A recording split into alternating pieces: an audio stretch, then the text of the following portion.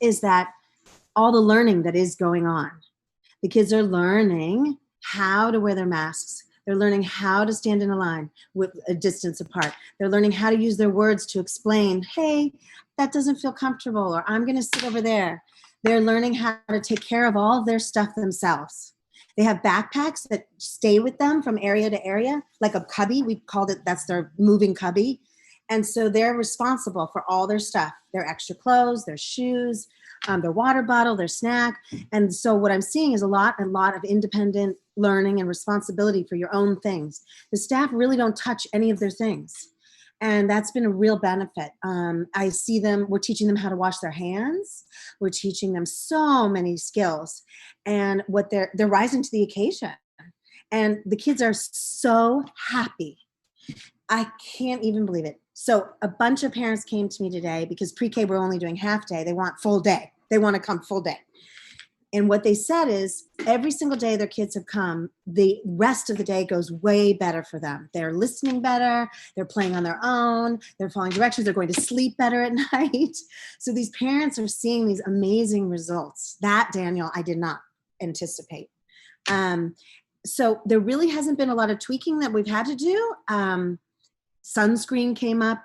That was an issue. Like, I don't want staff applying sunscreen. I want, so I got every staff a roll-on stick, kind of big one, so that they can help kids if they need it, if the kids need the help. Carpool line, not a problem. It's been really smooth and easy. And parents are really sticking to everything, and word is getting out, and more parents want to join and come. But because we have low numbers, it's very, very doable and easy at our setting. We're going to add a class every week. So we're going to get bigger and bigger, and we'll see how that goes. Right now, we're only half day. Next week, we're going to be full day with more kids. So I'm kind of doing it very slow so that we can all get used to it. The staff really appreciate the slow start.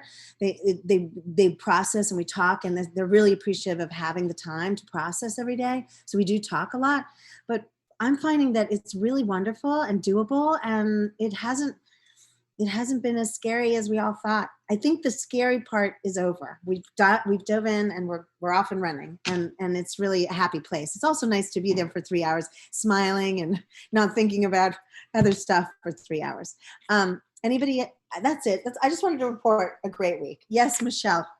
Yeah, there's a question for you. It says, you said it's the older children. How many in total? And are the younger children planned?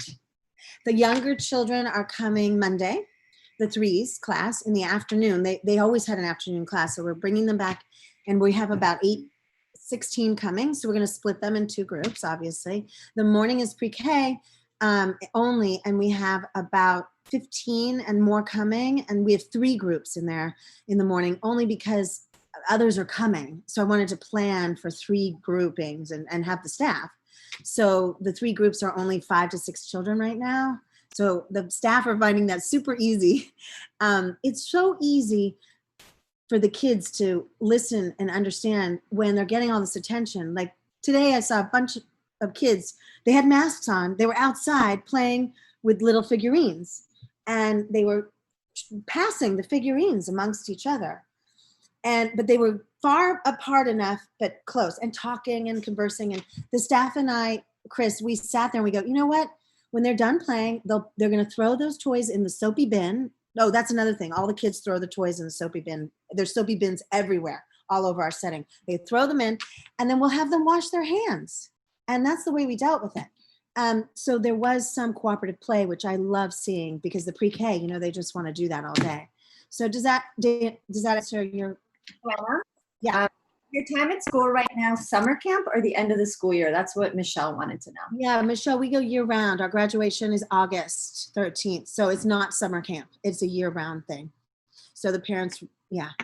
And Margaret was wondering, how many teachers do you have when there are 8 in a group? And what are people doing what are you doing as this affects the need for more staffing? We're just going to do 8 per group no matter what, and 2 staff. That's it. Just all summer. I'm not even going to change. That's my plan. I'm not going to make it 10 or 12 or anything. I'm just going to stick with that for the summer, because I just feel like we need the summer to try out, practice what it will look like in the fall. And I'd like to like give the staff time and space to do that, and the kids as well. Plus, every year our summers are really small, empty. Everybody goes on vacation, so it's really easy to do. In the fall, I'm not sure what we're going to do because we're full, and I don't know. I mean, we have a few spots, but we're going to have more kids in the fall. But I don't know, maybe not. But right now it's very low numbers because of vacations and people going RVing. A lot of RVs. Okay, awesome. So for any of you who also just opened recently, if you can share, but before we go there, I just wanted to add Kaylin from Building Blocks mentioned she had an LPA tell her that since the waivers, oh, I guess you're all reading this, it's in the chats, but whatever. I had an LPA tell her that since the waivers that CCLD issued are now being issued through August 21, it seems as if the social distancing pin will extend then as well. This is just anecdotal, not confirmed, but thought it was worth noting. So there's that. Who else in the group just opened recently? Oh, Dee, yeah. And then Doha.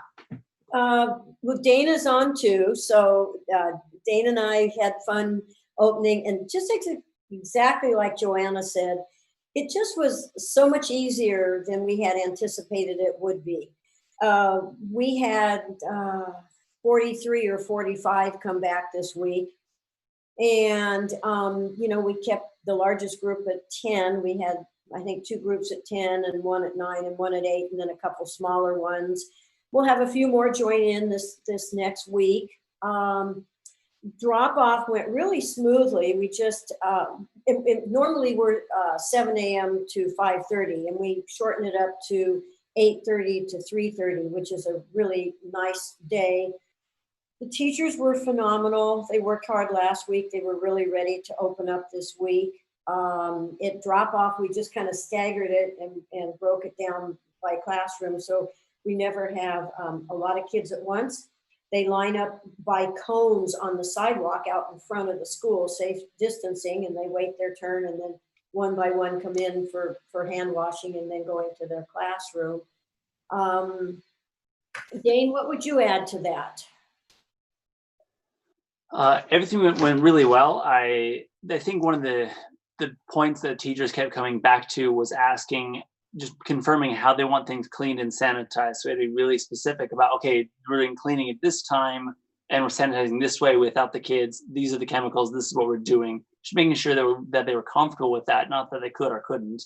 And we keep sending home a lot of exhausted kids who have napped. So it just means that they've been stimulated, which is wonderful.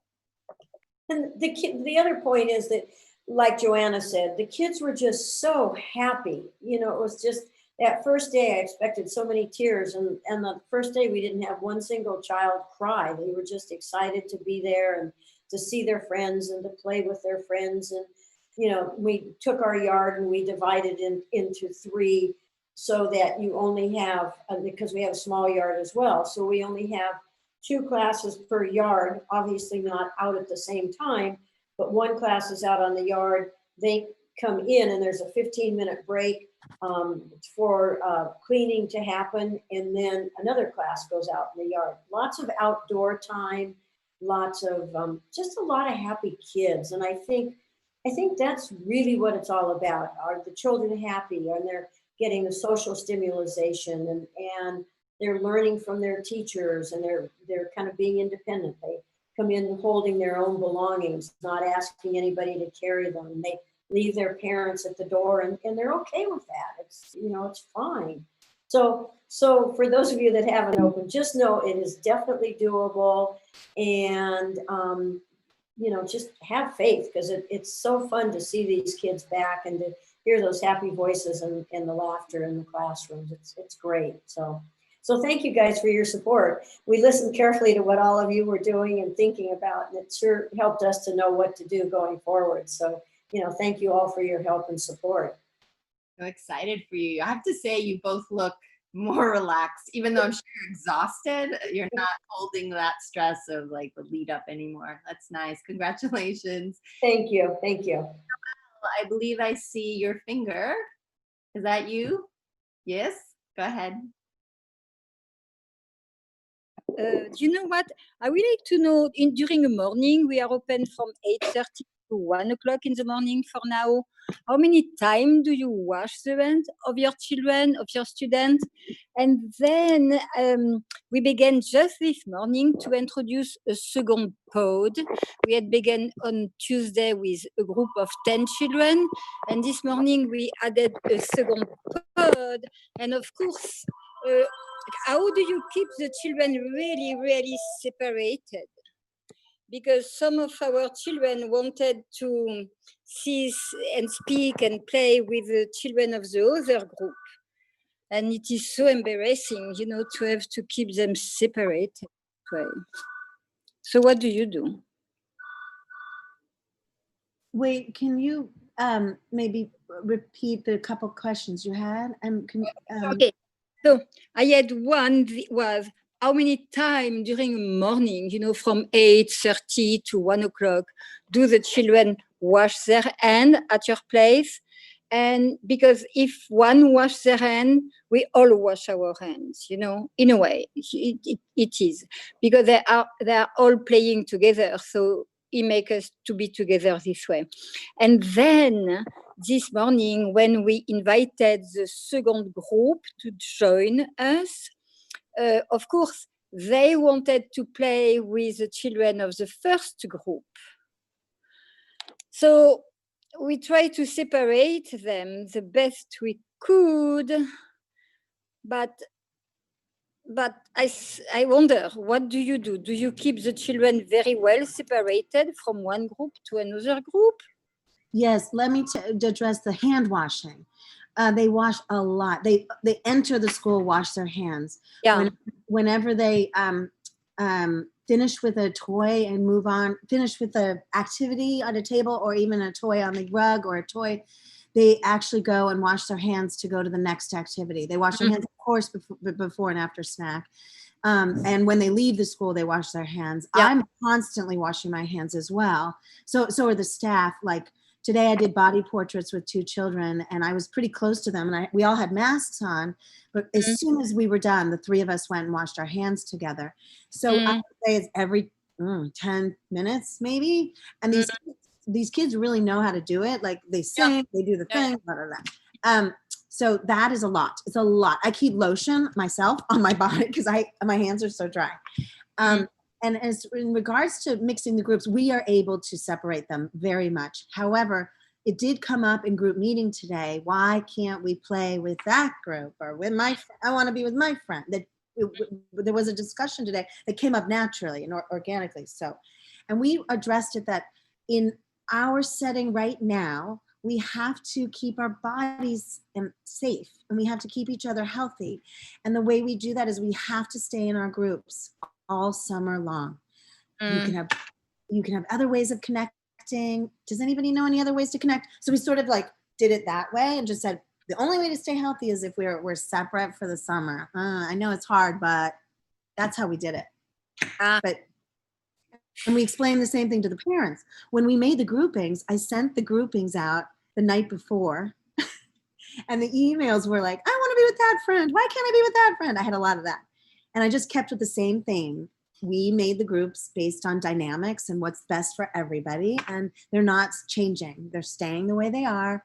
And your child, you know, I had a lot of pushback from the parents about the groups, but I was expecting that. Does that answer your question, Joelle? Yes, it does. Thank you very much. Thank you. Let's see. Oh, yes. Doha. Okay, so we started also on Monday, and thanks to you, because really being part of this group and listening to you and your experience for different schools starting, that made me feel more comfortable. But I have to tell you, I was terrified, like literally terrified, and I lost sleep over it for a week prior to opening. And then now I can say it's like it was the most beautiful experience starting from Monday until today. Watching the kids, it's like you guys. First, I thought like I am going to have lots of resistant kids not wanting to come after all this time being away. But it's like every day, these kids, when the parents come to pick them up, and you hear them saying, today was the best day of my life, like the life of this 3-4 years kids. It's really the cutest thing. So they're really having a great time. They miss each other. They miss the school. And also probably the setting that we created right now, just we have a small group. Originally we have 82 kids in one giving day, and now we're down to only 20 kids basically that came back. So there's plenty of room, and we're using only the outdoor. So we created this outdoor classroom that they're really excited to have. So it's like there are five groups of children. One group has 6 kids, one has 4, so it's different numbers, but the most is 6, I believe. Now, to answer your question also, or just to share with you, Joelle, about how do they do together. So they stay within their group, but we have a very big backyard.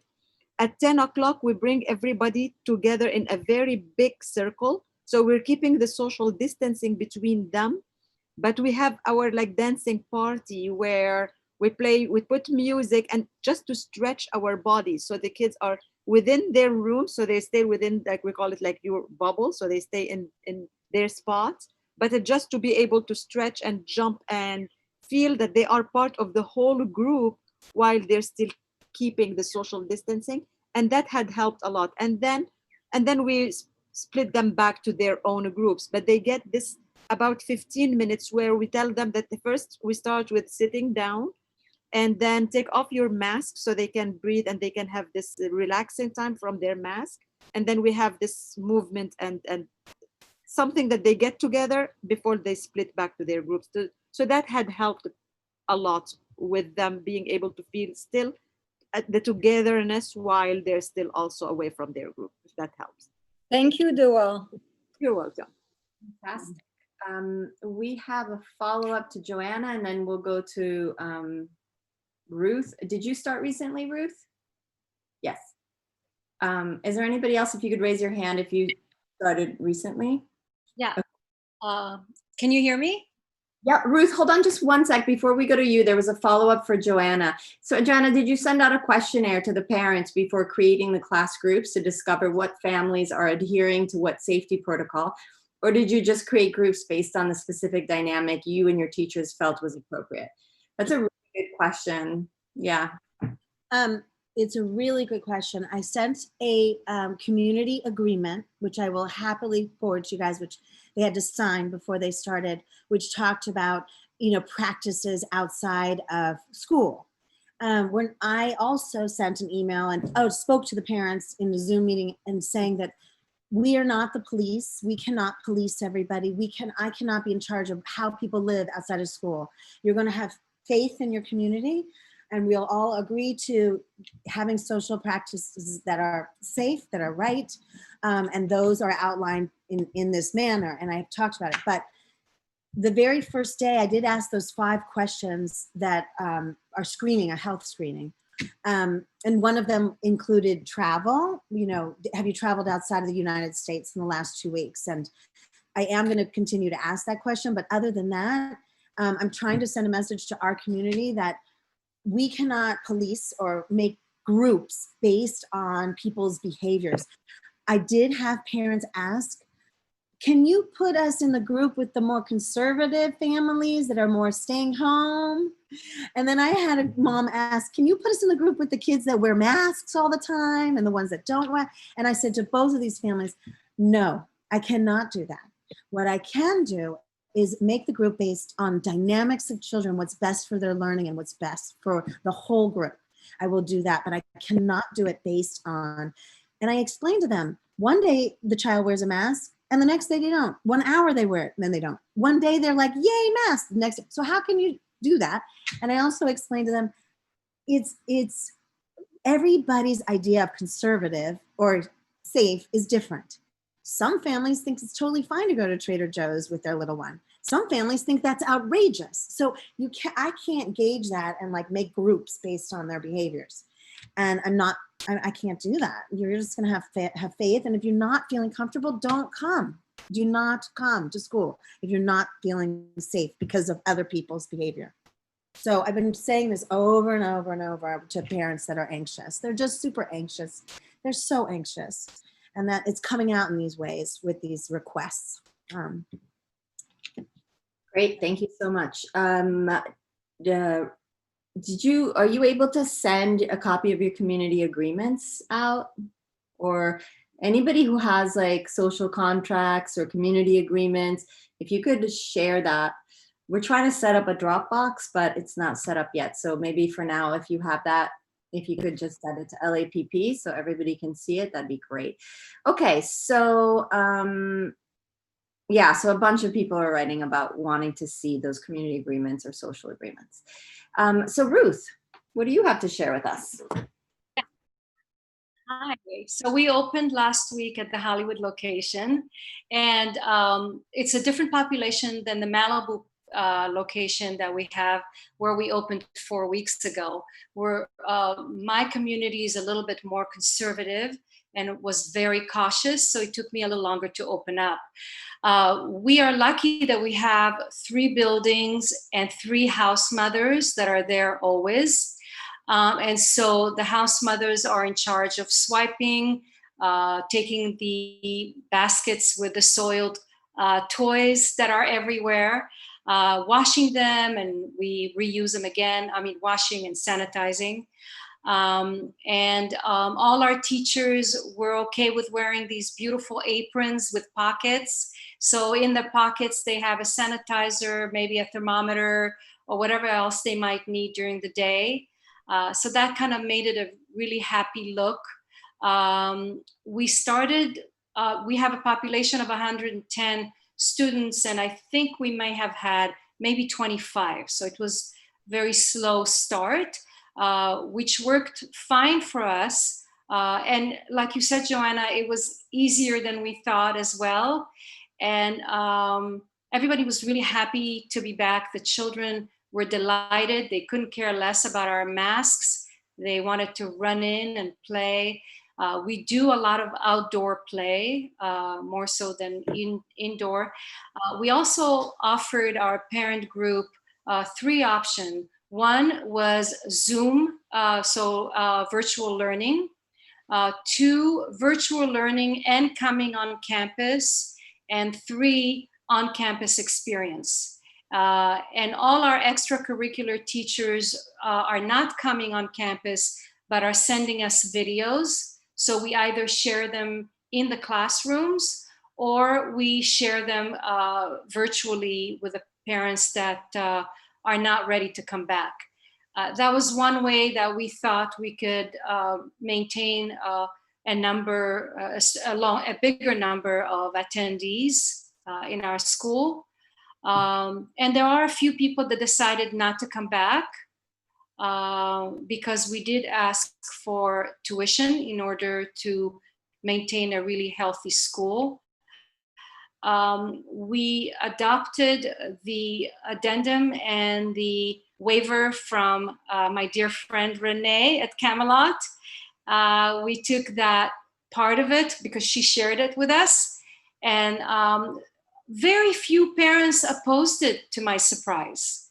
And we did say that most schools are going to use a waiver, and most schools are going to use a force majeure to protect ourselves. And we will always jump back into virtual learning if need be. Fantastic. You sound very energized. Thank you so much. Congratulations. As Renee wrote to me last week, she said, "You're going to have the best sleep this weekend." So I wish you the same. Okay, let's take a look. Who else? Was there somebody else who opened just recently? Brigitte. No, there's 2 of you. Wait, what's happening? There's 2 Brigitte. Okay. Yeah, I know. I don't know why I'm twice in the same thing, but I have some ideas. Anyway, sorry. How is that even possible? Can you hear me though? Yes. Great, awesome. Well, I had to fix a problem. Oh no.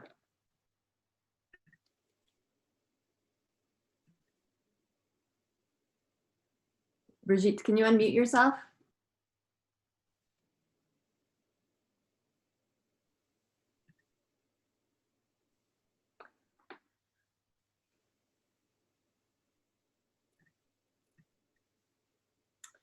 Sorry, I think I just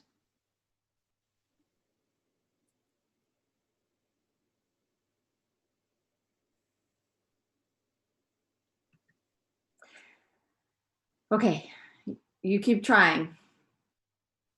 We'll come back to you. Anybody else who opened just recently? Renee, go ahead. Hi guys, it's Thursday. Yay, one more day till the weekend. Congratulations on everybody that's opened. I'm so happy for you guys. It is a big thing and the anticipation is obviously the worst.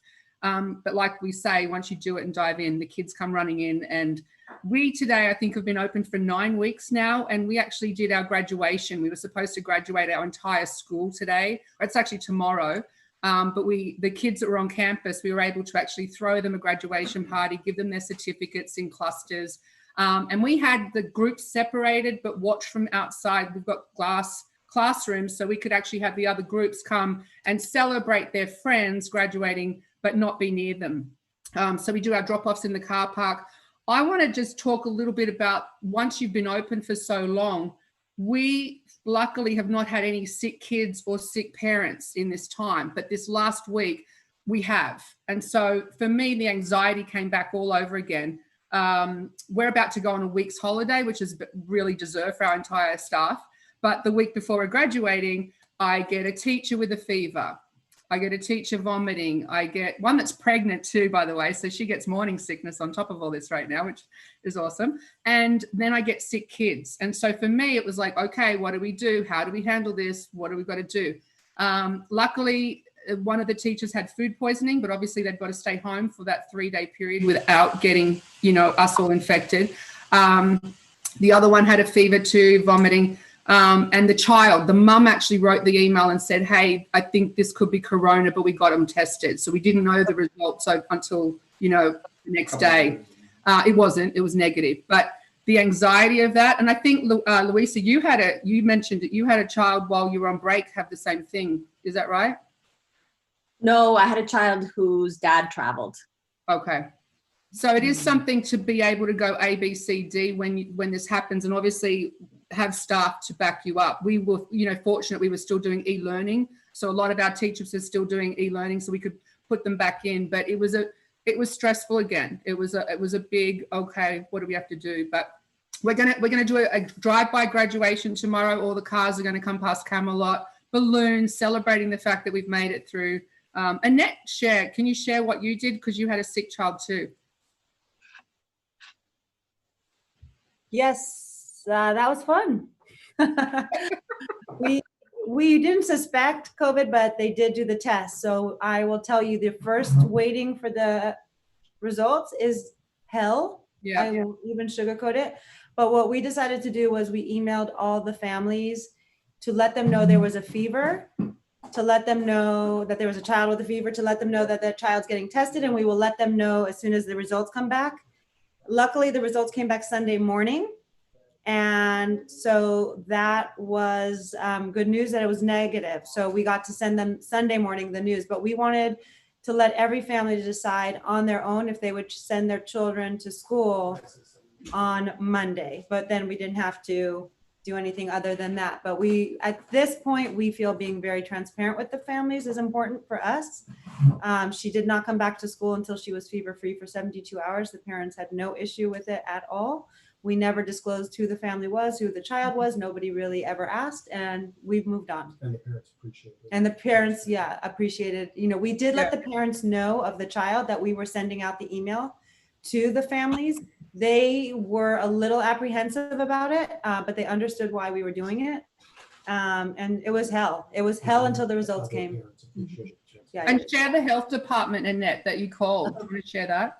Okay, so I called the health department because I just wanted to know on our end, was there anything, and they were absolutely useless. The person on the phone knew nothing about preschools. He goes, fever, COVID. We go, no, hold on. 2-year-olds get fever all the time. Mm-hmm. So he actually, I made him reach out to someone at ECE. He reached out to Mr. Gilchek. And so they were like, first of all, I've come to find out from licensing, you only have to call if there's a positive result. So I'm going to recommend do not call unless there's a positive result, because their first reaction was close for 2 weeks. I go, you want us to close for 2 weeks when it's a fever of a 2-year-old? And he just didn't know anything. He goes, oh, actually, you don't have to call unless there's 3 positive results. So all the information they gave us was completely wrong. I am going to reach out to the LA County Health Department, let them know. But that Monday was my telecall with licensing. And so I asked her specifically, what would we have to do? And she goes, only if it's a positive result, do you call them? They also told us it's fast. I think what they're doing is positive, Right. so it's statutory. Right. And so remember, like they did kind of tell you on our whole call with the LA County Health Department, they're like, oh, every case is different and we'll walk you through. Their go-to, let me tell you, is if anything is suspected, they're going to want you shut down for 2 weeks. So just FYI on that note, something to think about. Gelcheck recommended we closed for Monday, but luckily the results came back Sunday morning, so we didn't even have to address that. But they really don't know what to do with a child with fever. They're clueless. So just those things, and that was our week. Hope you're all well. The honeymoon is over. But I will say, going through it once, it's kind of like that ripping off the Band-Aid. And now we know what the experience feels like. We know what the waiting is like, and we know what parents' reactions are when you are transparent, how appreciative they are. And, you know, so it is what it is. Yeah.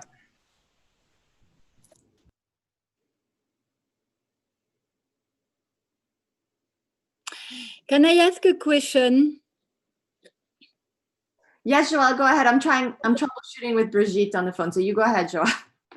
So, you know, just thinking about the teacher with food poisoning and the teacher with morning inconfort, do one of you have been using one of these company where we can rent a teacher for a certain amount of days or week in case we are missing teachers? Yes, we actually go one step further and hire a whole backup of subs constantly for our year round. So we actually go through the hiring process, have them on our facility license ready to go. And it's my biggest thing to have because, you know, obviously, people get sick all year round. So it is really important, I think, even more so than ever, to have a really long sub list of people that are associated with you already and your facility. Like we've been lucky right now just because we've got teachers that aren't working with children, so we could use them. But moving forward, when we start to, next week, we've got like 80 plus families coming back to join us at Camelot, and we are full in September. So I'm already starting to think about how to transition these 2-year-olds that have never left their mums and dads before, and how that's going to look starting July, like Louisa said in an email, and also how we're going to have these teachers that are going to be very heavily child connected get sick and have to kind of replace them in a heartbeat over like that with a phone call. So it's something that I really recommend you guys think about and have into place while it's still quiet and we've got less children. And what is the name of the company that you use, please? There's a bunch. One's Childcare Careers. That's just one, but I don't actually use them. I actually go through the hiring process and put ads in for substitute teachers and then interview them like I would a full-time teacher. And they are just their purpose is just to be a substitute whenever we call them, which is why you need a lot, because someone might be working on another job that day or can't work for whatever reason because it is so last minute. Mm-hmm. Thank you so much. Okay, thank you very much. Okay, let's try with Brigitte again. Brigitte, are you? Did we lose you? We lost you. You're not here anymore. Okay. Well, anybody else? Let's see. Raise your hand if. Let's see. Lisa. Hi, Lisa. Hello. So I haven't opened yet. I'm planning to open on the 6th, but I did have a teacher test positive.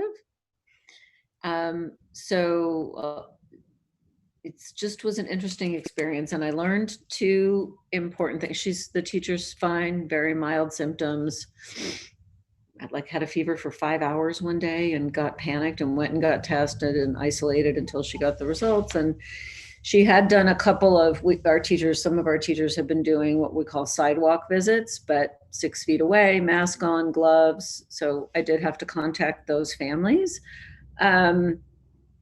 I had wrongly assumed that her positive diagnosis would be reported to public health and that she would be contacted by public health to have a conversation about contact tracing.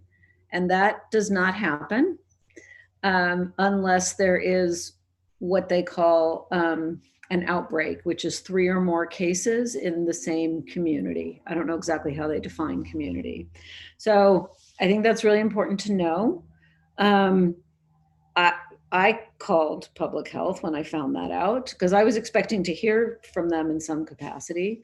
I did email all my families and let them know because it delayed our plans for opening because she was one of the teachers that was going to be at school, and I have teachers who are stuck home with children without childcare and other teachers who have folks in their household who are vulnerable. So I have a limited pool of teachers who can actually come to school. I actually had a really good experience calling the public health department. Somebody took all my information. I got a phone call back in an hour. She told me exactly what I could and could not say in an email, and versus what I could and could not say in a conversation with somebody. So that was very helpful. I did let everybody know. Mostly parents were, they respected the privacy, but wanted to know that the teacher was okay. The woman at public health actually told me that I could not say anything about the teacher's condition in the email. I couldn't put that in writing. If I had conversations one-on-one with parents and wanted to let them know that the teacher was doing okay, I could do that, but I could not name the teacher, which I knew and I didn't.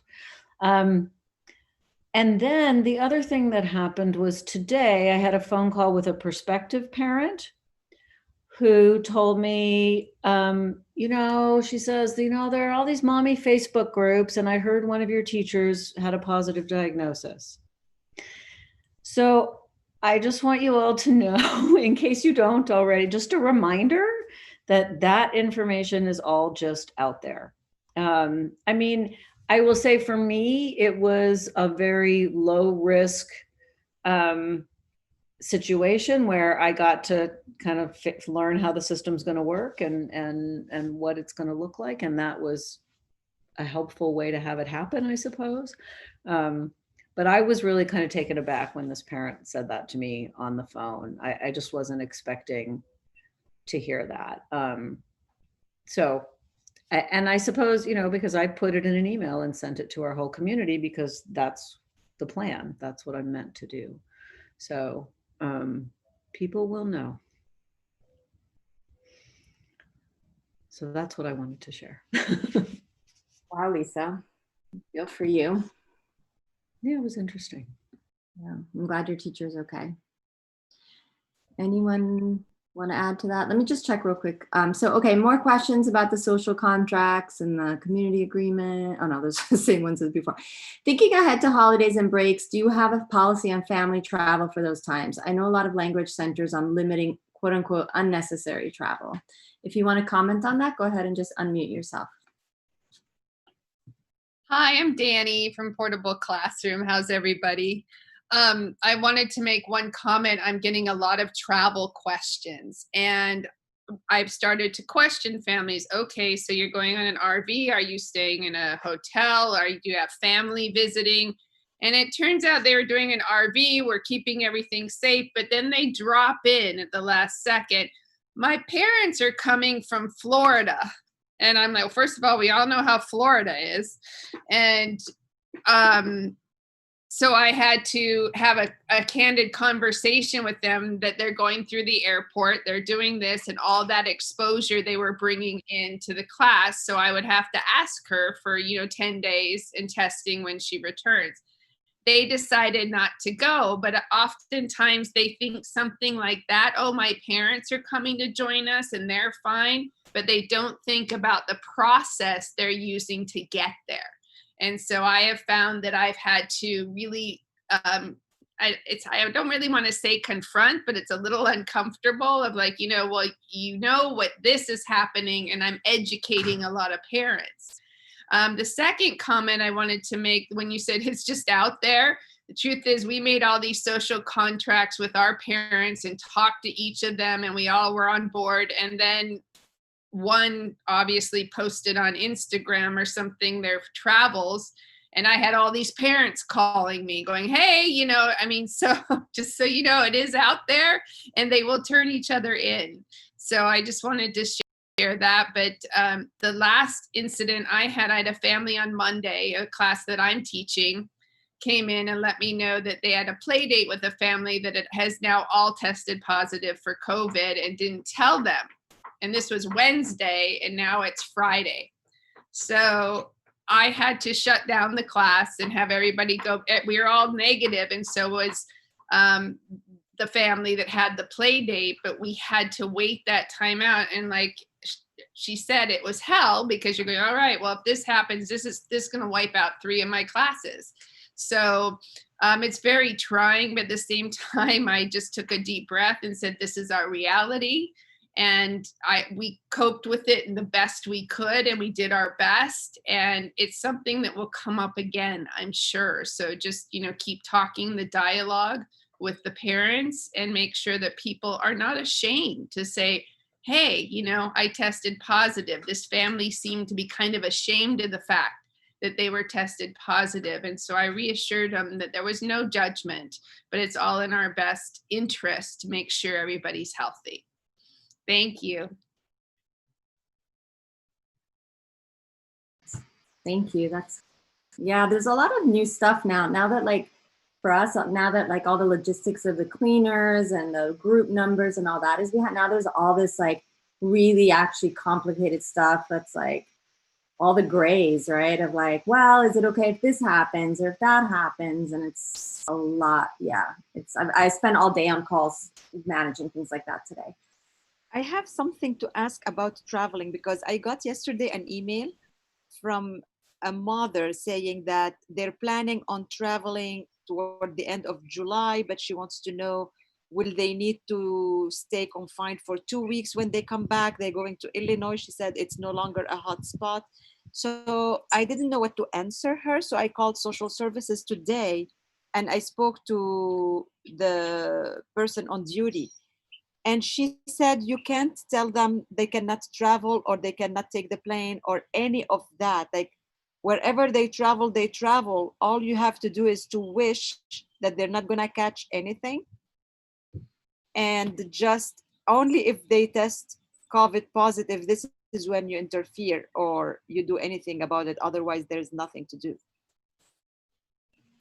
Can I just add something there too? I get this all the time for the last 9 weeks as well. And I recall these travel restrictions were very early on when all this happened back at March. We've gone now through, we're in June. I now put it in perspective. We can get this when we go shopping and travel to Trader Joe's. We can get this now when we travel to a restaurant. It doesn't mean like going to another state or country at this point, anyone's going to not get it. And so for me, logistically, putting it in perspective, if we can get it just by going out now when we're all out. So if that helps a little bit, it does for my reasoning of travel and what that means. So if we're all being, respectful of each other outside in our communities, then, that's all we can hope for. But traveling now is just, you can get it at Trader Joe's. It also feels like when you travel, you're hyper aware of it. So you're taking more precautions probably. And instead, when you're going about your daily business, you start to get comfortable. So you probably don't do as much. So maybe you're even more at risk, maybe in day-to-day activities than you are in heightened activities. I have a hand up from Ruhi. Ruhi, am I saying your name right? Please correct me. No, you're saying it right. Thank you. Hi, all. This is my first time joining. This has been great. I actually wanted maybe some advice back. I hope this is the right way to ask, but somebody had just mentioned it and it brought up a situation. So we opened on June 1st. So this is our week 2. So today is Thursday. So Tuesday night, I got a phone call from one of our teachers who said that she got a call from one of her friends who tested positive, that she had seen distantly, like social distantly, wearing a mask, but a week prior. So, I told her, okay, tomorrow, don't come in, go get tested. Just let's play it safe and make sure we do all the right things. Tuesday night, I wrote a letter to the parents in her class. There's only 3 kids in her class 2 teachers. And then on the other side, there's another classroom at the same school with 7 children and 2 teachers. And I didn't tell them because I figured they're completely in a separate classroom. We really do not do any crossovers. We spray the playground before and after, so forth. So I figured let's just tell these 3 families, give them a heads up, let them know why one of their 2 teachers is not showing up tomorrow, because it will be very obvious. And the kids are 4 years old, so they're very capable of saying so-and-so teacher wasn't there today. And in this sort of arena, I believe in all transparency and letting the parents decide. So the next day, all 3 of those families didn't come, which is absolutely fine. I found it really interesting that one of my families in the other classroom called me about it, which then made me realize, okay, one of these moms told the other moms, right? So it turned out that apparently there's some sort of a chat group within the school. So at least it's not on Facebook or anything, though it possibly could be, no big deal. But I do feel like, is there any sense? I felt like I did say who the teacher was, because again, for that classroom of 3, there's only 2 teachers, and there's no way to hide it. They would see the other teacher show up. So I'm just wondering what you guys would do, or I feel like next time, do I not say anything when I don't know anything about the teacher? She hasn't tested positive. She went today for testing. I don't know. I don't know how to, I feel like maybe I just hold my tongue and not say anything, to this mom that, sort of spread it. And I think maybe part of me, in all honesty, is this is the one mom that we probably all have that tries to control things more, tries to sort of push the rules a little bit. But I was just curious what anybody else would do in this situation.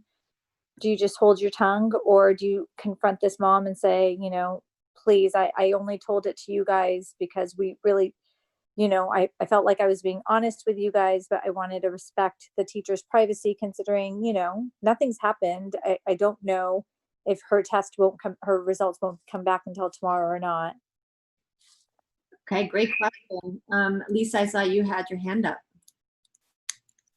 Yeah, I was just, what public health told me to tell the parents of the children who had these sidewalk visits, which were distanced. They did not recommend that anybody who was there get tested. They said that the families should monitor for symptoms. They said I should give them the list of symptoms or the link to the list of symptoms. And if they had any symptoms, they should get tested and contact their primary healthcare provider. So that was what I did. I do think that I think if you say something to one group of parents at your school, you're saying it to everybody. And clearly the experience I had with a parent who's not even in my school, you're saying it to the world. Right. So I think that you have to operate on that assumption. Yeah, that's what I think. Anybody else have thoughts about that? This is complicated always, right? You let a teacher go or whatever, but this right now it's particularly heightened. Hands up. Margaret, you need to unmute yourself, please. Okay. Earlier on, we still can't hear you. Can't hear me. I'm You're unmuted, but can't hear me at all. I can hear you. Okay. Can anybody else hear me? Now I can hear you. Yeah, I can hear you. Very early on, someone in the group was very helpful and forwarded a lot of forms from one law firm. And there was a whole sort of menu and you could click down. And there is a form that the teachers can sign. They're under no pressure to sign it. That says that they are, open to having their name, their privacy, their confidentiality does not have to be held in case they're sick. I believe that's what the form says. And the teachers can sign it or not in case you want to say that it was this teacher in that classroom. But it was a form I downloaded from, there's one form that says you have confidentiality, we want you to know, and the teachers sign it. so they know that there's confidentiality. I believe, if I remember correctly, there's also another form that says I'm willing to let go of my confidentiality if you feel, so in just in terms of the questions of the confidentiality. And I just thank you for having this. And also we open on the 6th, but all the stories of when something does happen and also how the agencies back up. And I think it's pretty clear. Everybody knows everything. So we come out looking better and it's more effective all around if we're the one that tell them rather than they hear it, through somebody else, because then the trust is kept. And, I do have a question that there's some, you can't control the travel, you can't control this, can't control that. We made a survey, and the survey has very specific questions, and each family answers. And it could be, do you wear masks when you go out? Do you have a COVID group? Do you work outside the home? There are all sorts of questions. Only the assistant director and myself, Carolina and myself, see the individual responses. But my agreement with the parent was I would give them a percentage. So let's say for classroom A, you can say 33% of the families have a special COVID group.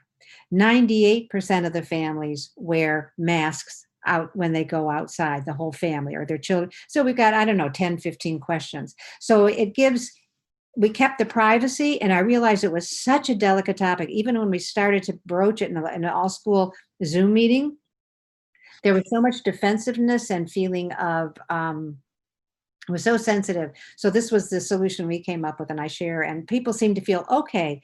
And I said, then you can make an assessment based on percentages. You will never know, you'll never know who's doing exactly what.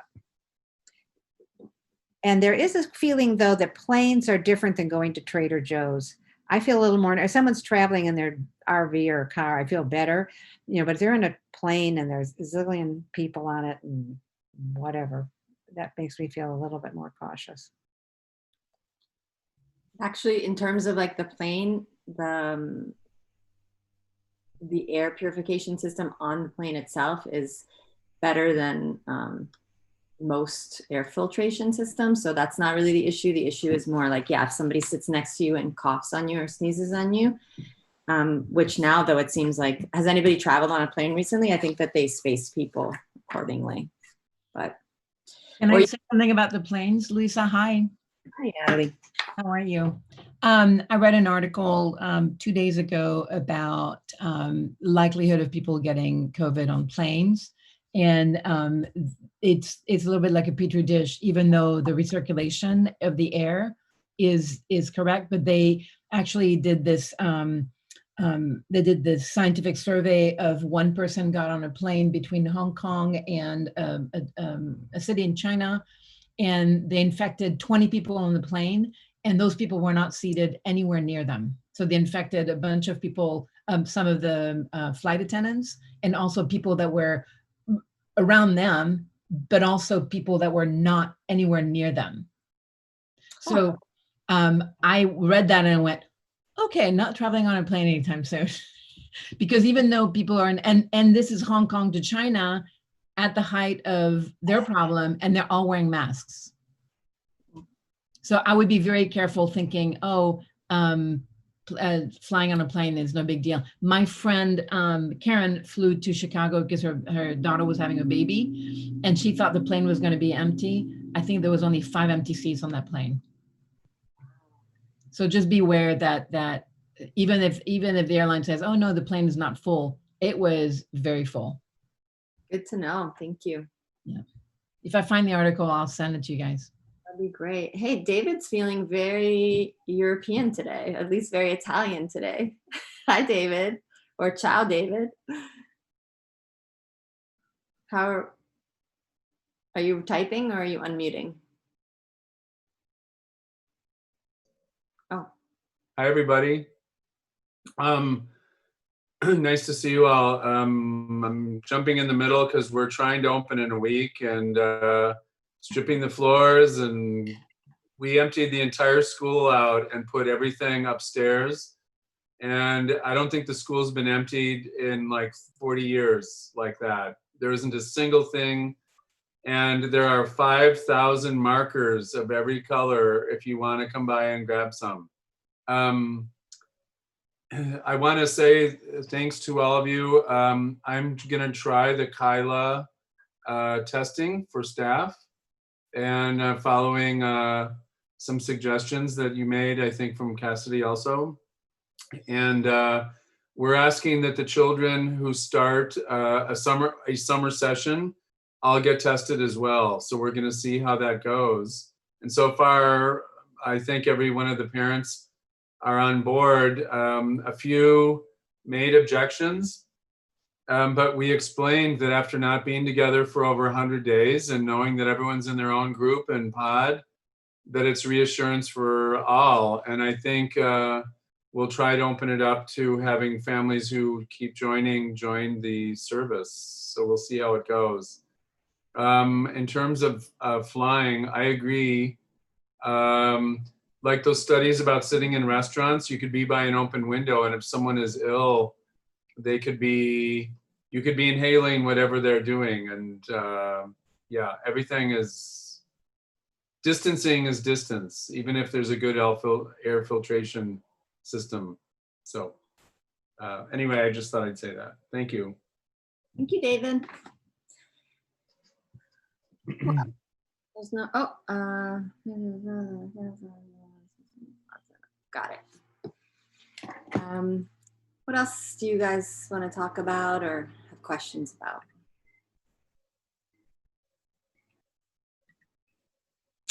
Kim. Hi, Kim. I'm muted.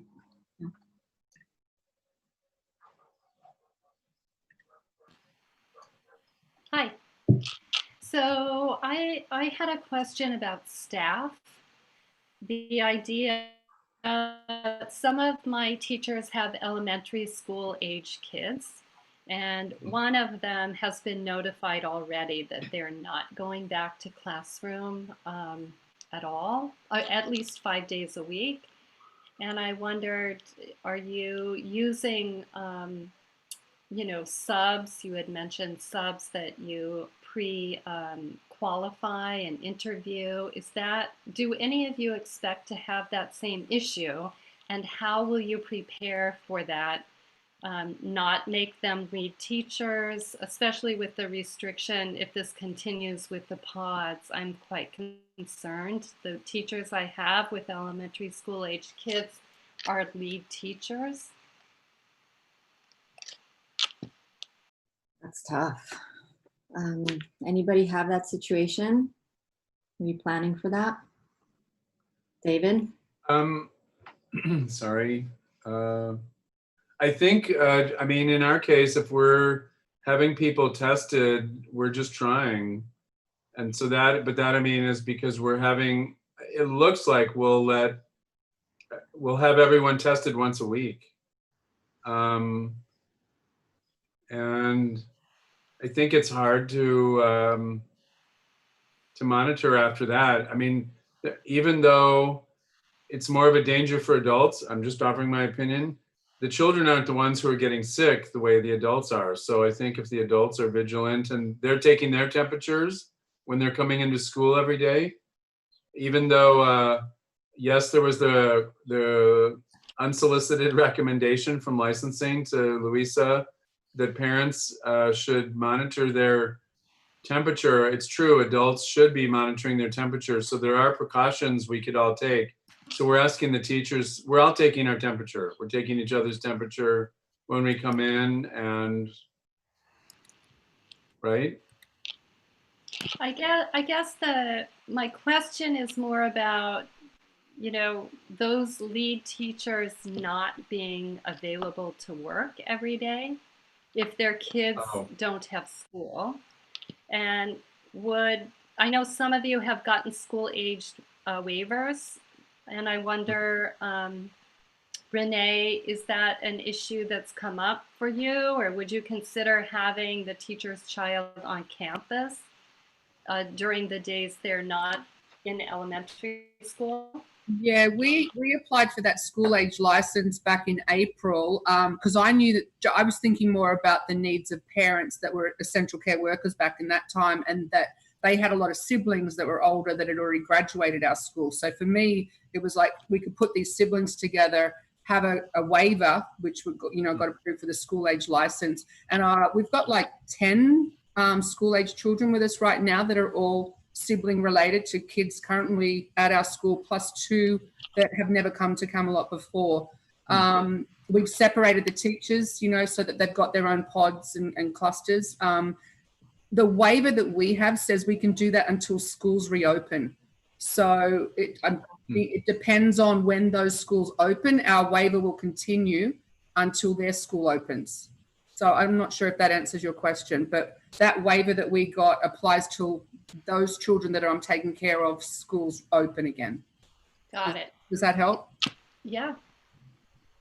And it's easy. You basically write an email to your analyst. It took 2 days, and it's approved over the internet, like, the phone. I remember you said that. Unfortunately, it's not so easy with my analyst. Okay. She's disappeared.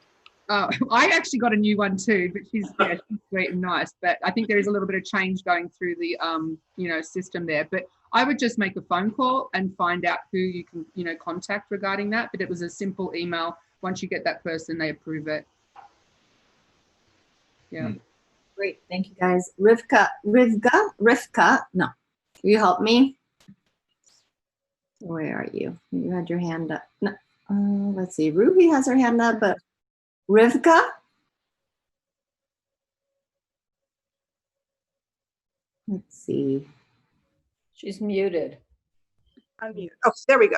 Okay, now I unmuted. So I have a question. It's switching gears a little bit. I had 2 questions. So we have I'm wondering if any of you have dealt with the sandbox question. I asked my licensing analyst, I did not get an answer. For certain sensory things, we can create individual, bags and things, but we have not yet, we are open for a few weeks already. We have not yet opened the sandbox. Does anybody have any insight or input into that? I would love to open it because the children love it so much. Just wondering about that. And then my second question is about, for our summer program, we usually have wading pools twice a week. Anybody have any, or when I was thinking of maybe not even just switching to splash pads, I just was wondering if anybody could give me some insight into those 2 areas of play.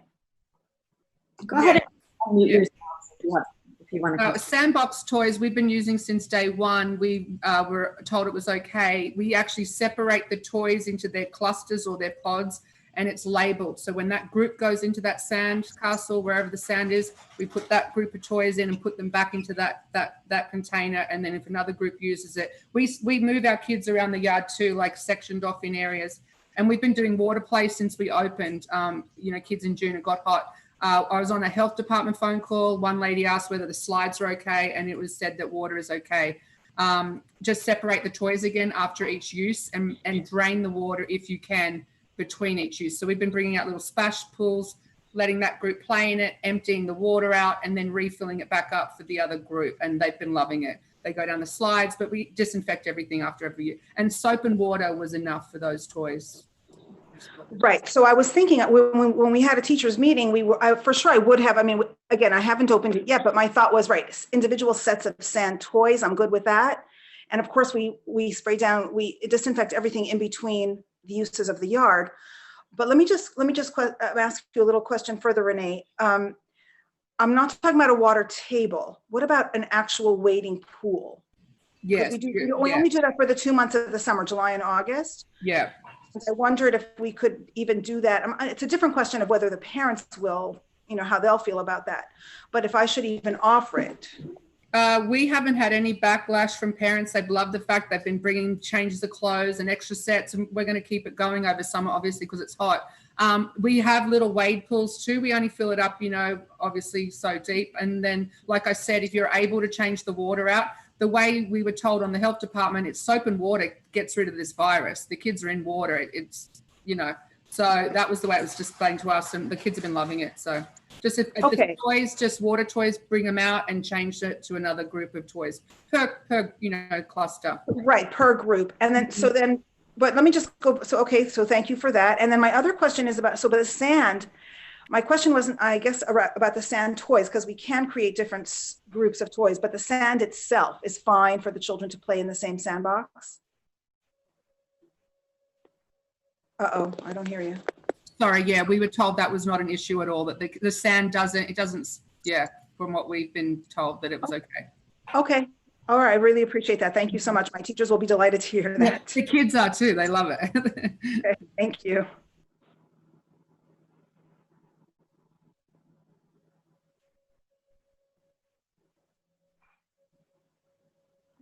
Louisa, you're muted. Yeah, can I speak? No. Yes, go for it. Joël? Okay, so for example, for the sand, I read that the sand is totally okay, but what the children cannot share are the toys.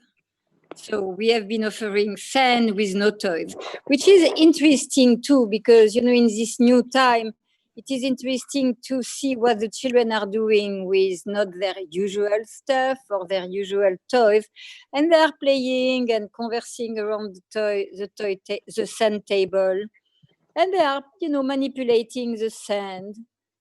Okay, ça c'est bien. I like the fact that we do not have. I did like David. We empty our school from all the toys, but we have a beautiful garden with plants. They can bike easily, but having to wash everything all the time, I could not accept.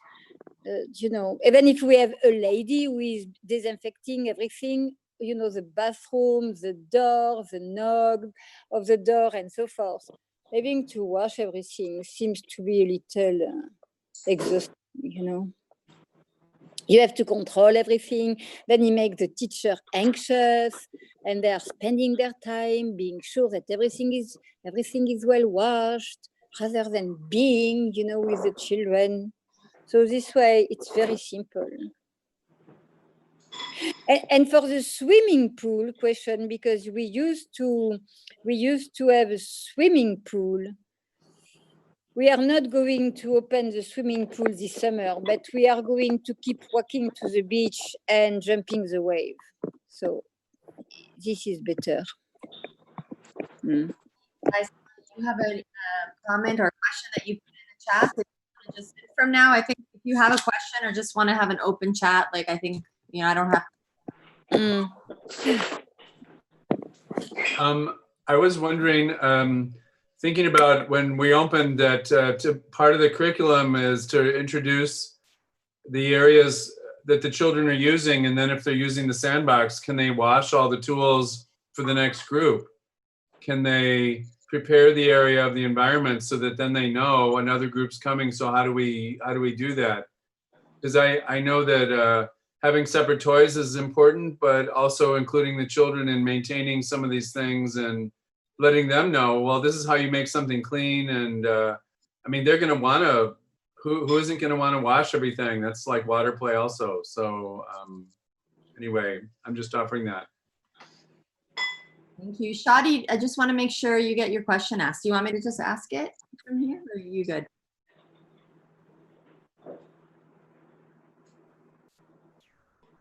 Oh, you can't. There we go. Okay, thank you. Yes, I was wondering about the waiver and if it allows you only to have children, school-age children there within your numbers. Like we're licensed to have 24 kids at our school. Does it allow you to go above those numbers? So you know it's within those numbers. Yeah. So if you are maxed at 24, then there's no point in even getting the waiver. Gotcha.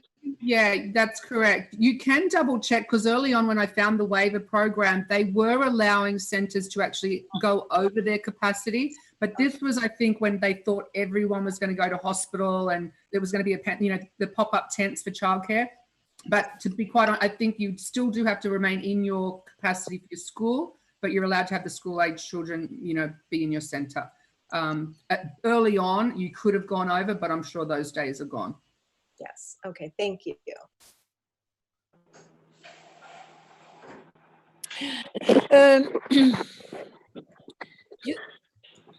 Louisa? You guys, I think at this point, if whoever, wants to talk, just jump in, unmute yourselves and just jump in and Okay. Can I finish a question that I ask on our list? You know, if you will feel interested or be interested in me trying to contact our analyst or even the director of the Department of Social Services, and to see if they will be willing to participate, to have a conversation with us during one of our Zoom meetings. Just to open the door, you know, between them and us, because we are so separated, and they didn't assist us at all during this test. So just to another dynamic, you know, between them and us. I think that would be a great idea. Anybody? Yeah. Something has to be done. So I mean, I'm not sure what we can do, but I think we should try. I would prefer if it was the director rather than a particular analyst, because they do seem to say different things. Different analysts seem to say different things. So director would be more useful to me. Yeah. I agree. I have a question, not on that topic, on a different topic, and I think I'm really posing it to those of you that are open and those of you that are getting ready to open.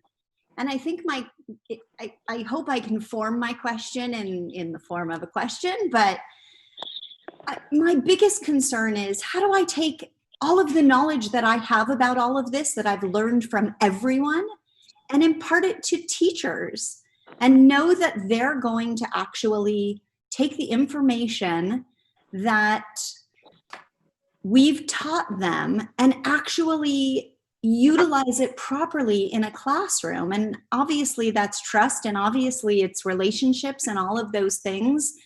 But at the same time, I feel like I'm at such a loss because I'm not in the classrooms all the time like I typically have been. And I think that's just, I mean, that's something that's kind of throwing me off a little bit. Does anybody have any comments about it or any suggestions? I would think it's just to hold those meetings with the teachers, probably at the beginning. Like this is just basically our 4th day of opening. And as I said earlier, I was really freaking out at the idea of opening. But then we had prior to opening. And then even the very first day of school, just like to keep the meetings and the conversation happening with the teachers, I feel that helped tremendously. And still, it's the 4th day, but we hold meetings every day, I think, until I feel like just comfortable easing off myself a little bit less on those meetings. That's my personal experience. Yeah, we have had meetings every day for an hour since we closed March 13th. And I feel like the team is so strong and so informed and they're helpful getting ideas to me, and I keep them informed. And the assistant director. Where I'm apprehensive is that we're an all-day program. And so once we open July 6th, how am I going to fit those meetings in? And they also have little subgroups of them, their own, because each little group has the teachers plan or talk together. So how to keep that going once we open and everybody's not free for that hour in the middle of the day. But it's been invaluable. Michelle, I think something that is important is that you start with your relationship with your teachers as opposed to your relationship with all of us and what you've learned, and say, okay, what are they going to do? So for example, we're going to just be open for 4 hours instead of a full day. And we're doing it with 3 or 4 rooms. And I asked that teachers take turns over the summer as much as they can so everyone gets hands-on experience before we start a full day program in the fall and spread out throughout the building. So for example, before we open next week, we're going to meet, and there's gonna be 2 teachers per room and 10 children. And I know if I showed them the sheet that you all got. And we went through this and we said, okay, what information do we have here and how does this make you think about your regular flow of the day from 9 to 1? And what are some things that you wonder about? And how can, what are some starting points? And then just build that with them. So you have to build thinking first in order to build action, right? Otherwise you're just building reaction. So then that day, the teachers will set up their space and we can say, look, we're going to try and double up furniture so that you have 2 areas to divide a group, 2 tables in each area, something like that. And then people are going to learn from each other. We'll have more discussion the second day. It'll be, now let's talk about the flow of the day. What will it be like to have lunch? What would arrival be like? So then I think that's the way to really get them involved, and you're there thinking with them at some point, and you have to just make it your own experience. That's just what trust yourself also, because, you know, and enjoy it. I mean, we're going to enjoy just having 10 kids per room. That's going to be a blast. And relearn about our environment and the materials. So I'm just treating it as an adventure and a way to get close to one another in smaller groups. So treating this as a gift before we go all out. Thanks, David. I Yeah, appreciate you bet.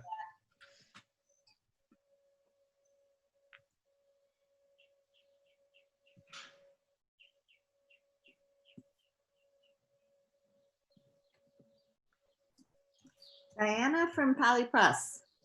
Are you guys open yet? No? Okay. I don't have anything. No, I was just wondering if you guys were open. Oh, I'm sorry. We're opening the 6th. And I don't know, planning and listening to all you guys and trying to decide the best to do. I think right now we have 13 kids in each camp session that we're expecting as of today. And we're going to be having 2 groups at this point, and we can expand definitely to 1 more based on what our teachers that can work. So a lot of things that between Julie and I we've learned here, we're going to start to do, but still with questions, you know. For example, the sandbox, but we'd already decided we were going to keep it open, but just keep all the toys in 1 bin for each group and bring them out. And then when the group changed, we'd bring the new one in, trying to decide how to rotate the best so that we can disinfect like the slide and things like that when the kids are off of it. It's coming together. It's coming together. Great.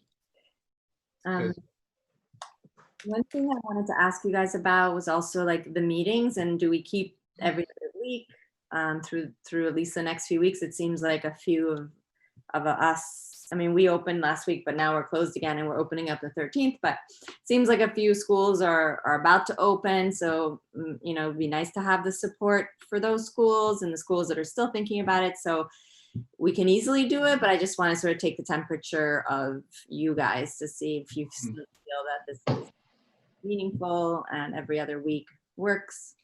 I would like to continue meeting. That I think so much information today. I didn't commit change, but it was so helpful. I think all the stuff when something happened, and hearing you walk through it and what worked and what didn't was so valuable. And I think that as we move through it, there's different questions that arise. So for me, it's very comforting to know that this is here and we do meet. Great, thank you for all the thumbs up. Yes, Diana? Also, it would be great to keep like every other week, but I also I'm hoping that when all this nightmare is over, that we can still have this community and maybe having like a party where we all meet together in person and keep this community going, because for me it has been extremely valuable. I agree. agree. And now that, I mean, now that we have Zoom, because the challenge of getting the original LAPP which was only the size together, was just figuring out how to get everybody together. But now that we have Zoom, now we can just have a monthly meeting and just all pop on. So that'll be nice. And by the way, I know I say it every once in a while, but I am going to come around when it's common decision date time to get everyone to sign on. So just get ready. I was also thinking that it would be a good idea that we kind of reconvene it if we stop these in September when we're about ready to open for school, if versus camp. Yes, I agree. I agree with the opening of school. I feel like I'm hearing from families that where they're telling me some of the schools are going to be full day and then some of the schools are going to be part-time.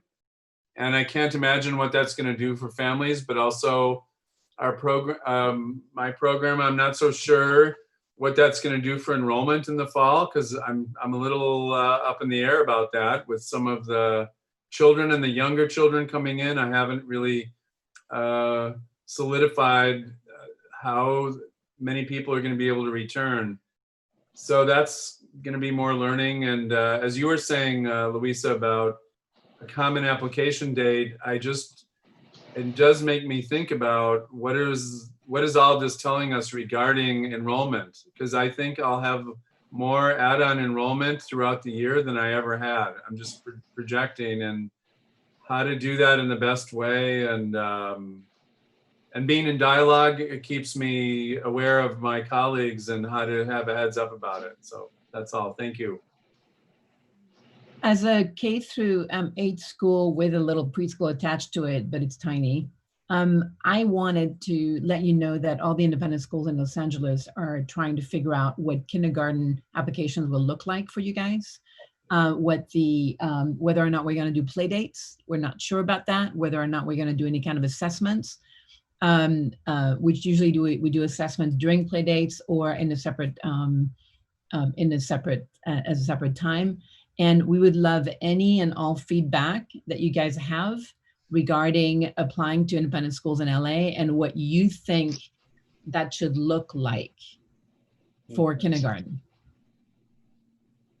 So just putting it out there, we don't have to talk about it today, but as you're reopening and you're starting to think about, okay, am I going to see these kids long enough in order to complete a preschool recommendation for kindergarten? You know, do you feel you're going to have the kids ready? I mean, who knows? You know what I mean? But we're pretty sure that we won't be able to do play dates on our campuses to protect our current students and our faculty and staff as well. So we're just trying to figure things out on our end. And we've been having Zoom meetings about it. So just letting you know what's going on our end. Actually, I think that the question from the preschool families is, what are the elementary schools going to be able to offer? And some parents say, am I going to be putting out $30,000+ for online? Am I going to be $30,000+ for 2 days a week? You know, even though it's longer term and I'm investing, am I looking for other options? And I know that we had families that were going to sign for private schools and then decided because of financial reasons and also because they didn't know what the program were going to be. And so it become, and I think all of us are sort of, well, how does this affect our bottom line too? And I think for the private schools, how does it affect their bottom line? And I have a therapy practice and I'm hearing from clients, the private schools want me to commit for next, to am I going to be online or on campus? And I can't commit because I don't know what they're offering. So I hear the same echo in the private elementary schools and probably the second as we have here in the preschool. What are our numbers? How do we do it? And also to David's comment, you know, financially, we're going to be full in the fall, but my staff's going to be much bigger. And people are cutting down schedules. I think they're starting in saying, oh, well, instead of doing a full schedule, we'll just do mornings. You know, we're always full schedule. Most of our families are working families, whether it's both parents who work or one parent who works. And in most cases, they need the full time, but they're looking to say, how do we work it out? Because we're not sure how long we want our child. And that affects also, you know, so right now the dollars look good. It's not going to be our best year, our most profitable year ever. We're certainly, but it's just as I feel it hangs over the private schools. What are the repercussions of families that didn't join or whatever? I think for all of us, or certainly for me, we will survive. We will do well, but it makes me sometimes a little bit nervous as to it won't be as it makes it okay. Something could go south pretty fast, and then where am I? Although this is the first year I think I'm having contracts that are for the full year. Usually I didn't need to do that. From a private school perspective, most of us are looking at scenarios on how to reopen. My school is lucky enough to be on 66-acre campus, and so we're going to reopen 5 full days with all kids on campus. So that's not an issue. But some schools are looking at hybrids where they're doing, every other day or mornings only or whatever. And we're all looking at it. And at hopefully by, I'm thinking August 1st, we'll be able to put all that on our websites.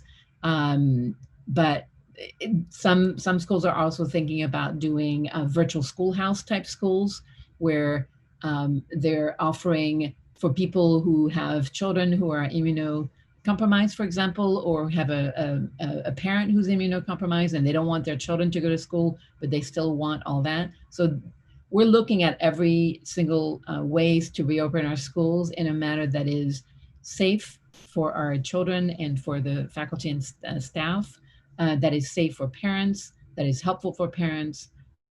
So we're looking at everything. But right now as an admissions director, I'm also looking at what is admissions going to look like for kindergarten for families looking for kindergarten for the following year,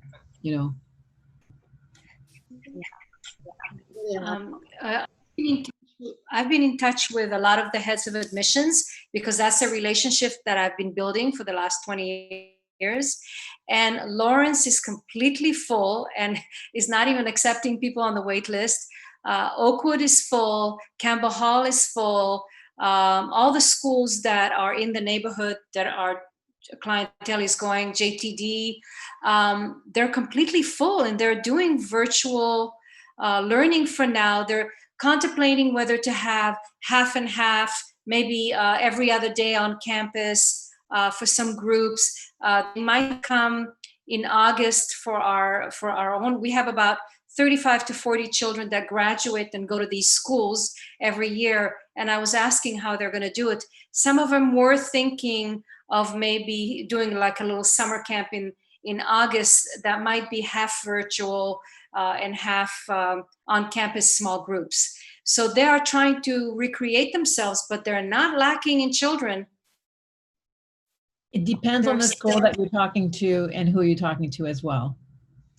Because I'm actually the co-chair of the elementary school independent school consortium, and the schools that you're talking about, most of them are K-12 except for Lawrence, and but not everybody is full. So if you I still have 2 spaces in kindergarten for this fall. Oh well, that's good to know. That's good to know. Where are you located? We're up on Mulholland. We're across from Crew. Okay, that's. So yeah. Ruth, Okay.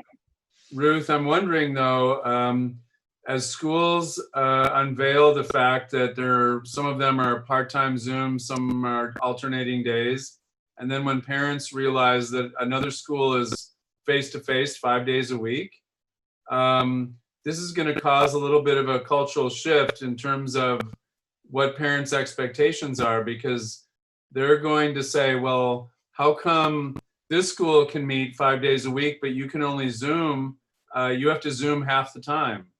And parents who are working aren't going to be so pleased with that, or if they're paying a lot of tuition. So I think this looks good right now in the summer, but I think the responses are going to cause reverberations as people continue to make adjustments, because I'm hearing really different plans emerge as the summer goes on, and then people backtracking or hunkering down. It's changing. Well, we'll find out. David, what school are you from? First Presbyterian Nursery School in Santa Monica. Oh, okay. Okay, great.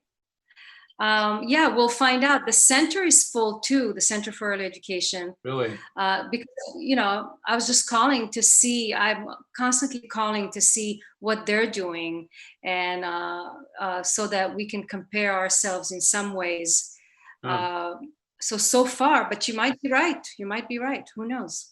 The other thing is, as admissions director of a private school, we all are facing summer melt, what we call the summer melt, where people are deciding to move to another city or whatnot.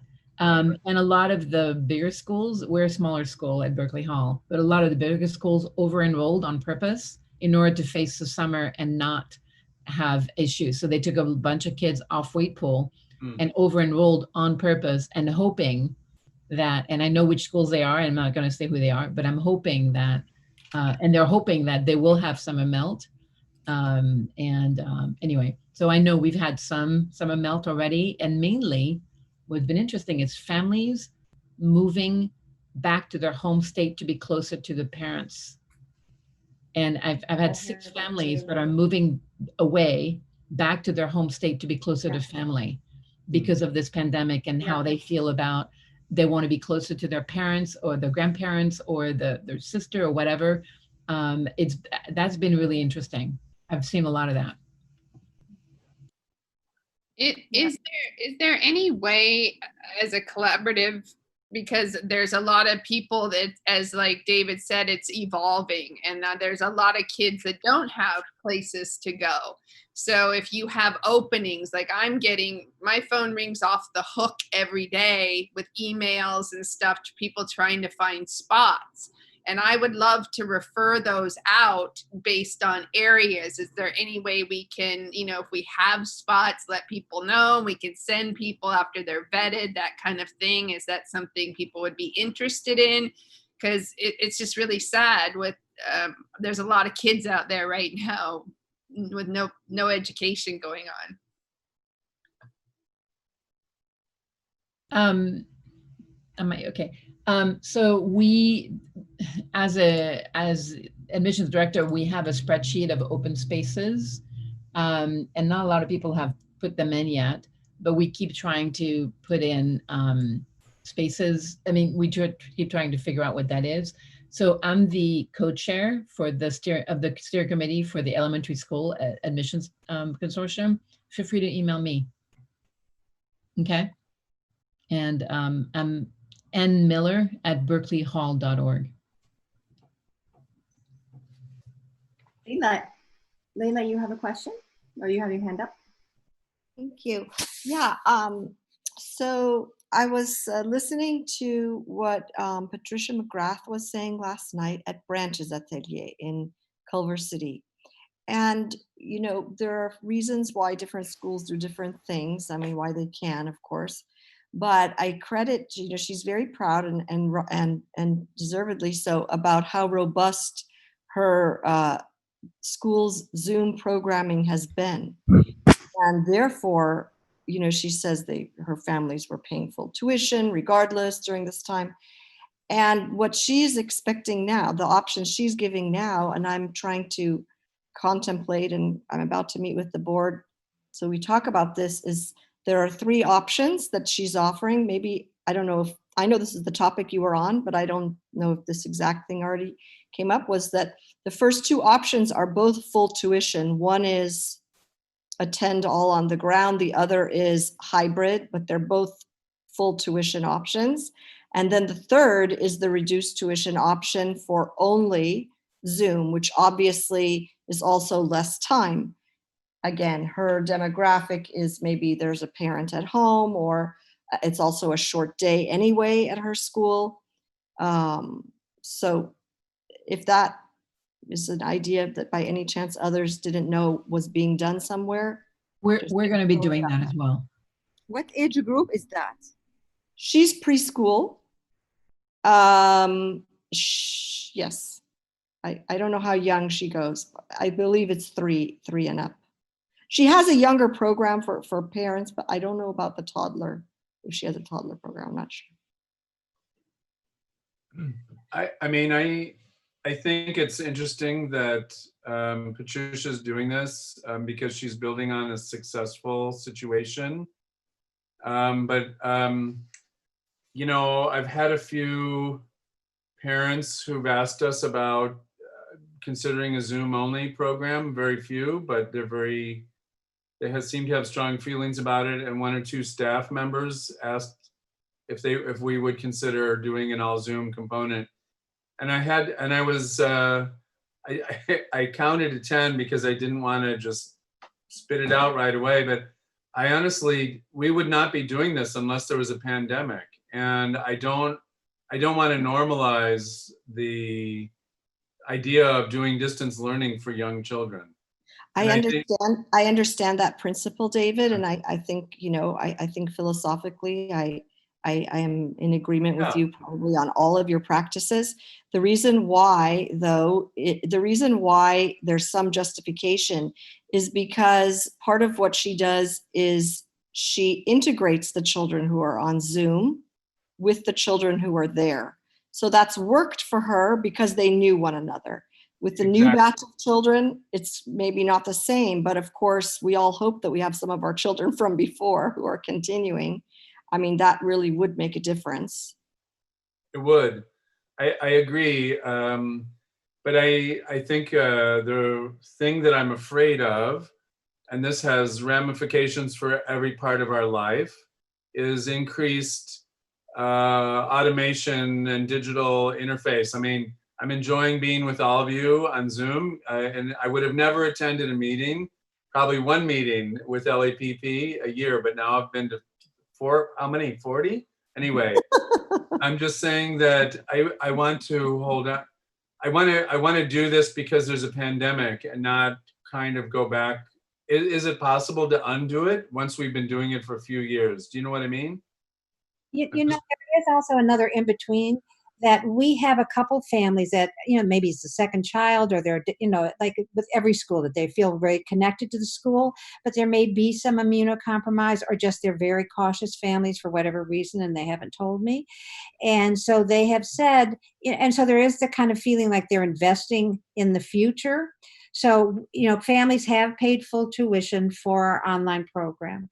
And I thought, but moving forward, I have maybe just a couple families that are want the Zoom program because it's a holding pattern for them, hoping that there'll come a point in the year that they feel that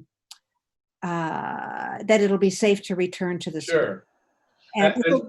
So both of those scenarios, Margaret, especially the first one, but the second one too, because mental health is health as well. Yeah. You can look at this through the lens of inclusion.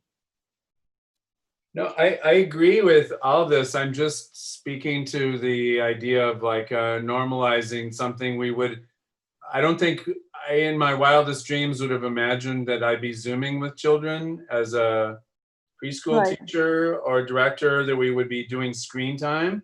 Now suddenly, so I agree with all of the ideas of inclusion and bringing people in during this period of time, but I just want to be vigilant about holding on to those things when we have an option to not do it, Well, we can hold on to believing that it's clearly nowhere near as good as being with one another. Yeah.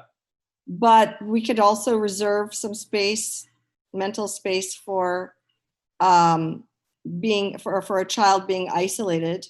Yes. Being worse. And Patricia has done a great job. She has done some really inspiring work that is helping a lot of people think about what's possible. So we could brush up, and we have right here with us Sylvia. She's a mentor in this area, and she's explained in the past why this works for her anyway. So I don't want to, overstep, but you can coach us, Sylvia, if the time comes. It sounds like you're ready Sylvia's ready. That's her cue. Yeah, that's my cue. Thank you. You know what? I know Zoom is not preschool, but I had a kid who had terrible asthma. I have very bad asthma. And we've got several kids at school, and hey, we're in LA. You all have kids with inhalers, right? Well, those parents are really concerned. And I think not isolating families due to health issues are also families with older people who they're connecting with. My parents are really, some of them are opting into Zoom, and we're actually going to offer Zoom in addition to on-site if somebody wants it in the afternoon, because we are going to open probably in September. But we're not going to open with our afternoon school yet. I'm going to see how the enrollment goes and build slowly. But one of the things that I've really found is some of the kids have really blossomed on Zoom. Yeah. And you know, the alternative programs that they have for preschool really suck. The preschool that are preschool online, it's really just video games. So having the ability to still have contact and personal contact, even though it's through a screen, is very different than these preschool programs like ABC Mouse and all those programs that are basically, you know, educational video games. So I think the Zoom is an alternative to that, to still be able to have human-to-human interaction. And I found that it was difficult for a couple of children, and then they blossomed, and now they're sharing so much that my Zooms that were supposed to be 20 minutes sometimes go 45 minutes. Because the kids are talking so much and sharing and really trying to find a way to have them interactive too, and also having topics that are social-emotional topics as well. So really trying to cater to that. I'm really having fun with Zoom. And, you know, it's given me a challenge as a teacher and being able to come back. And now the parents have asked me to start doing Parent and Me Zooms.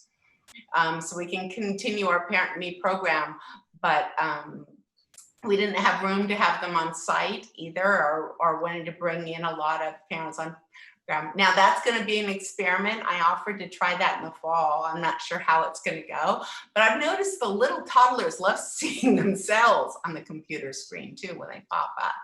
So I'm hoping we'll continue our Parent and Me program to be able to give parents the support group at the same time that I think so many people need. And I'm hoping that we'll be able to do this hybrid. There's no way that we're going to do Zoom beyond the pandemic. And I think you're right about, you know, that we want to bring everybody eventually back on campus, but it's keeping me employed. Otherwise, I'd be retiring early, because honestly, I'm very nervous about going back to work until there's a vaccine. And my board is really supportive on that too. So I'm hoping I can fulfill the needs at the same time.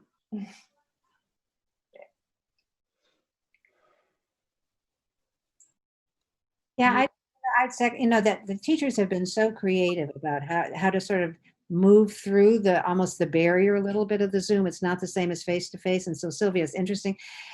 We have teachers doing one-on-one, and you know, and those go for an hour. We'll have them do small groups of 2 or 3 people together, and they play together, and they'll do a white screen together and do things, and those will go for an hour. We have a teacher who has, you know, so it's a lot more than just doing a circle, or there are just so many different ways. And sometimes a child will take the phone with the teacher, and they'll put them in the baby carriage and walk them through the house and you know, or they'll call before they go to bed at night. The relationships, I've just found it's so much about the relationships. And if we can use, and again, I don't want to use it past the pandemic. And we did have a family who said, okay, we're just going to teach our child at home. 3 weeks later, they said, we miss you all. It's not just a matter of what my child's learning at home. It's all the connections and the community. And I do a weekly parenting group every Thursday night. And so I, like all of you, just working to keep that community very vital through this, but for the pandemic, and then how to see how more creatively we can use it. And the younger teachers, of course, are extra fabulous with it.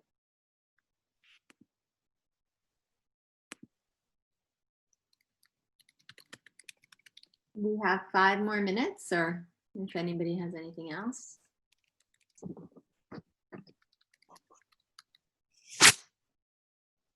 right. Louisa, once again, thank you. You completely rock. You're welcome. My pleasure. I get so much out of this. So thank you all. Oh, wait, hold on. There's some new messages.